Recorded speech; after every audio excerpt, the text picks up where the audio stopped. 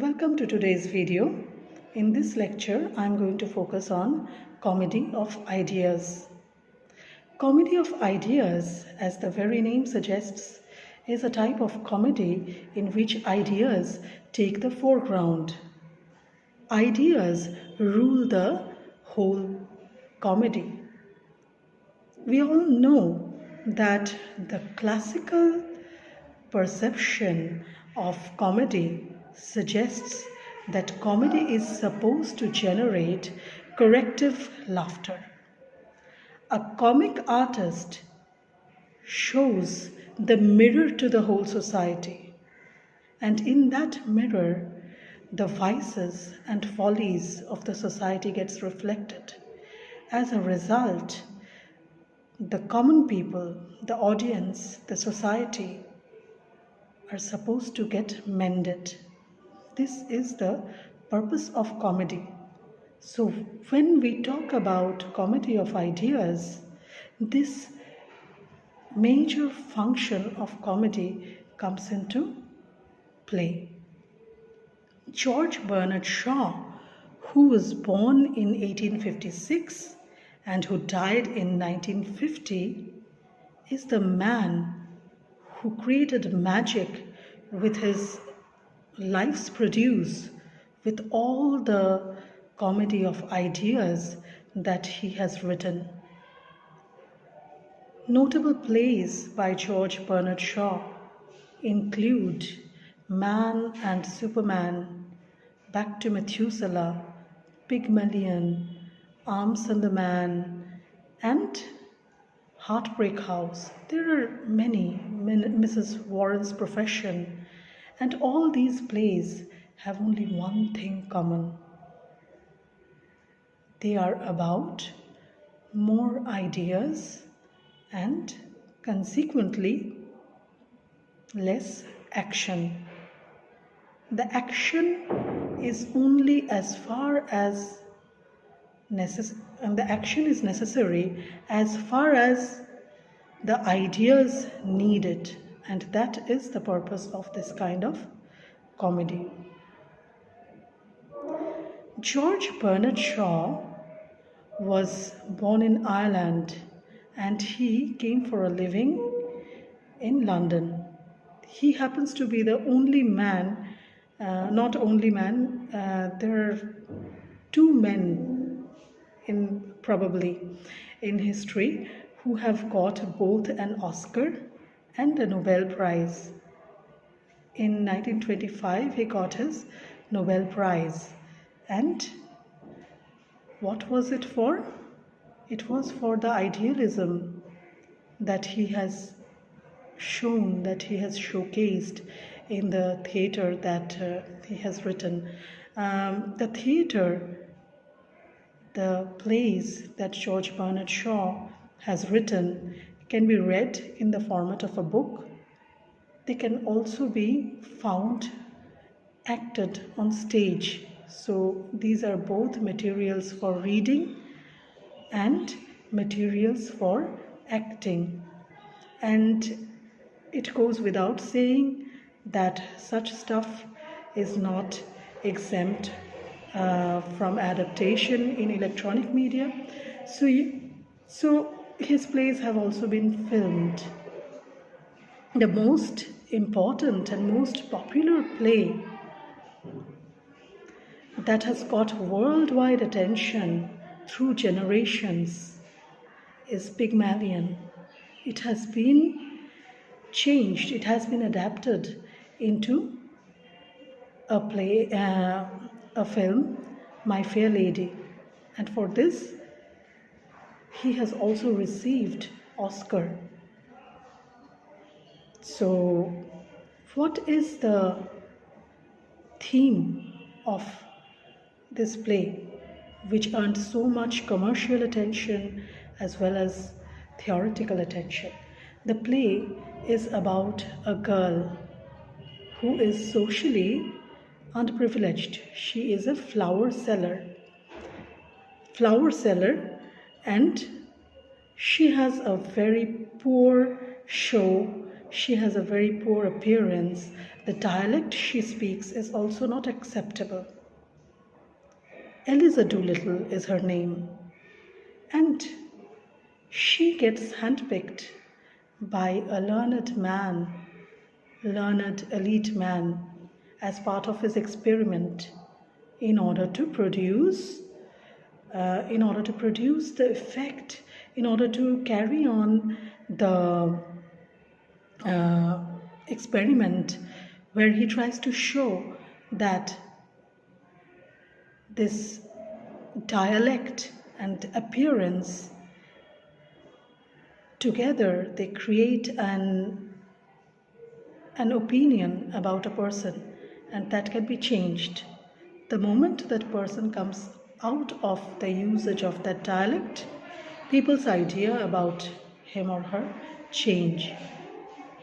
So that is Pygmalion. So social identity is formed by the kind of language we use. Social identity is formed by the kind of language we use, the kind of clothes we wear, and it can be changed.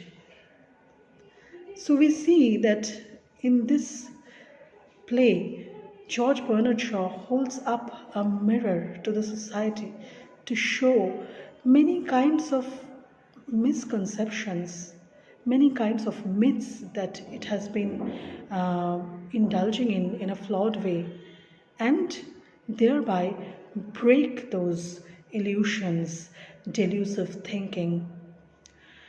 So where did George Bernard Shaw get this idea from? The problem plays existed long time before in the society.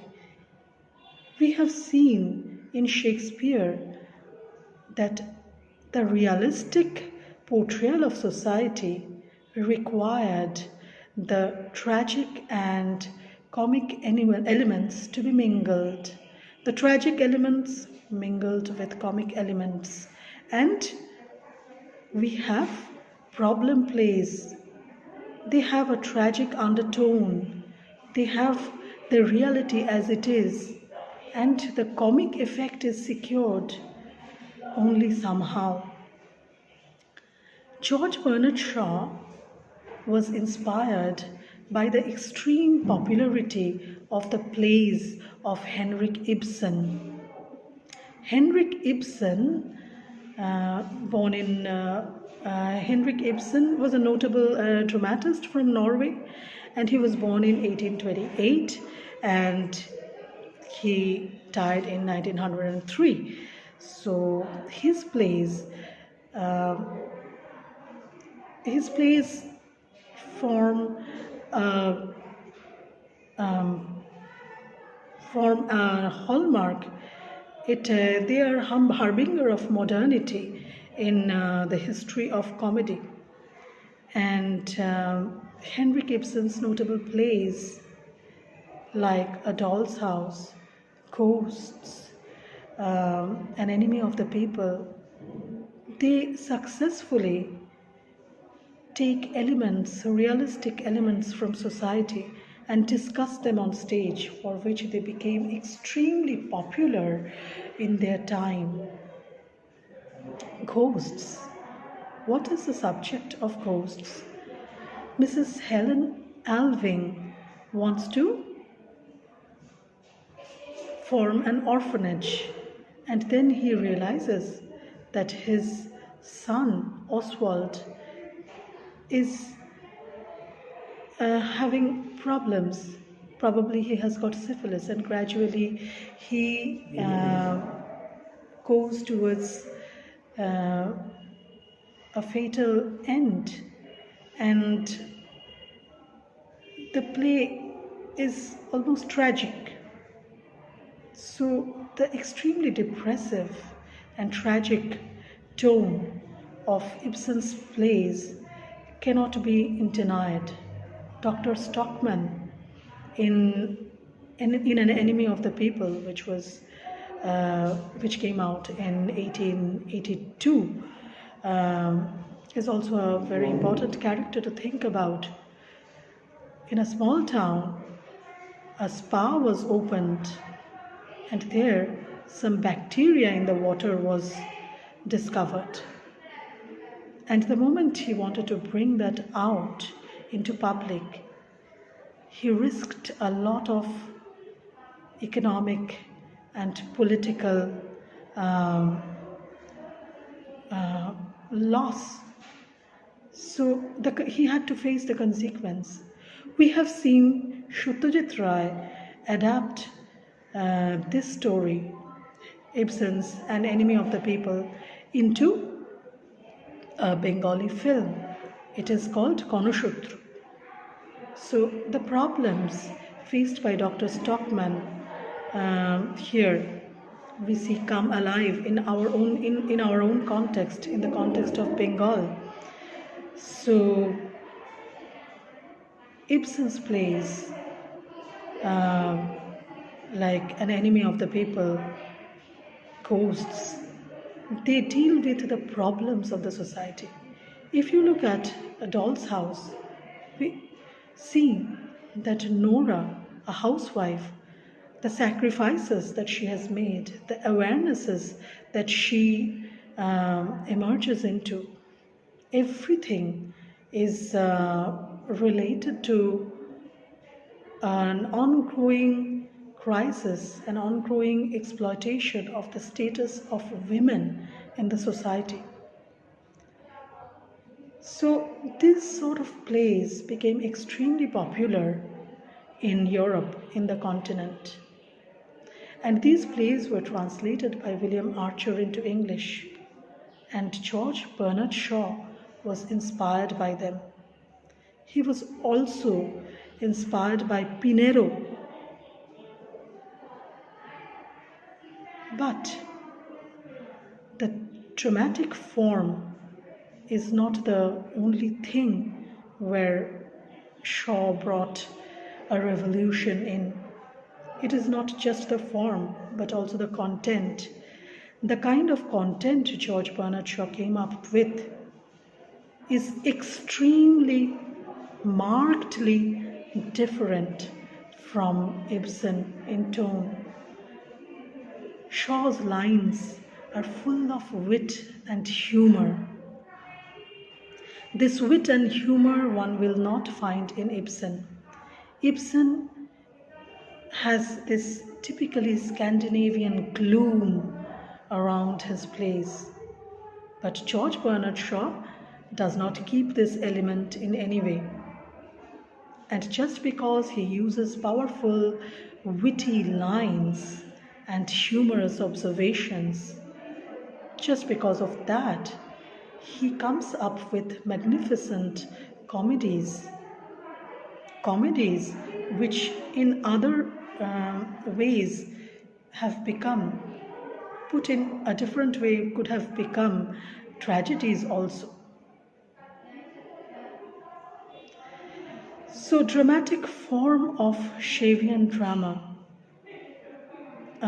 is different. The content is different. There is also something else that comes to play in Shavian comedies. It's his faith in socialism, in Marxism. He also uses the element of creative evolution. Creative evolution, élan vital. It is a concept of Henri Bergson. Of course, Henri Bergson uses this concept in a published writing 9 years after George Bernard Shaw, but nevertheless the theory was in circulation from much before, and George Bernard Shaw gives him credit for that. So what is this idea of creative evolution? What is this idea of élan vital or life force? In his Man and Superman, a notable play, in Back to Methuselah, he asserts that the life force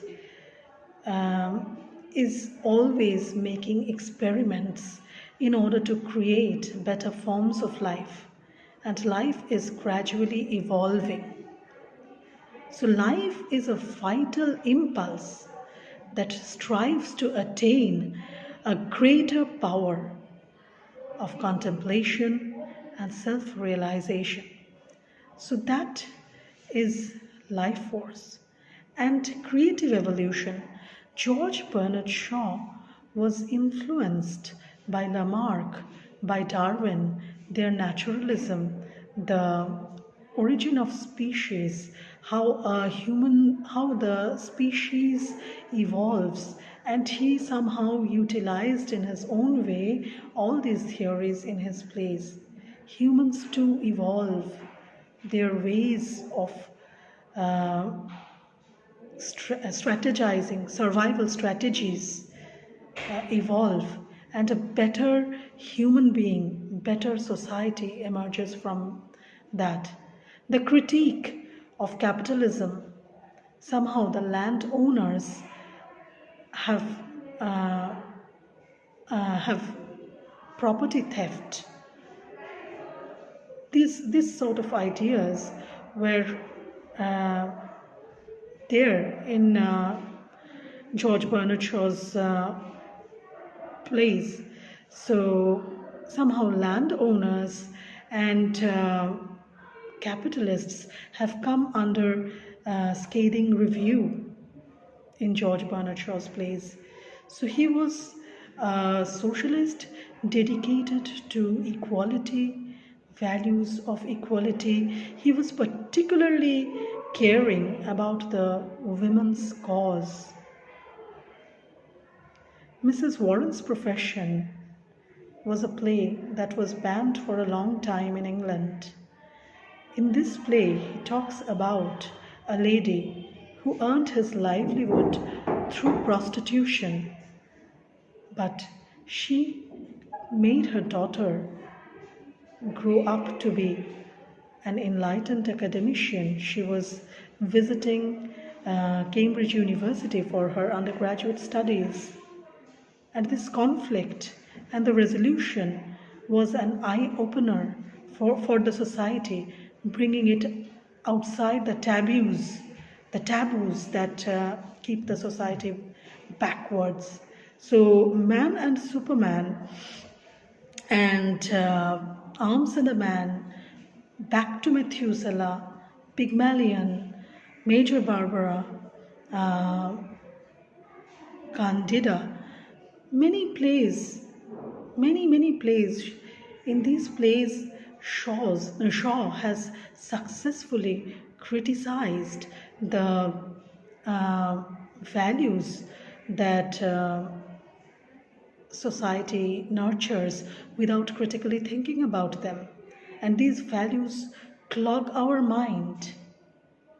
And these values need to be purged, need to be corrected. Arms and the Man is a very important case in point. In Arms and the Man, we see the chocolate soldier Bluntschli is rather a realistic person, and the romantic Sergius is actually ineffectual. In other words, the romanticism that we glorify is ineffectual, and in order to properly arrive into a romantic world, one has to be realistic, as Bluntschli is. On the other hand, we see in Loka, a social climber, this theory of creative evolution taking place in Loka's social climbing. So the plays are used by George Bernard Shaw to create an impact that heals the wound of the society, that creates a better society, that creates better human beings. And he does it not with any kind of tragic or serious deprecation. He does it with humor. People would visit Bernard Shaw's plays for the wit, for the humor that it produced. Bitter pill in sugary coating. That's what he tried to create through his plays. And that is all about Bernard Shaw, Shavian plays, comedy of ideas that I have to offer to you for today. Thank you. Thank you so much for listening.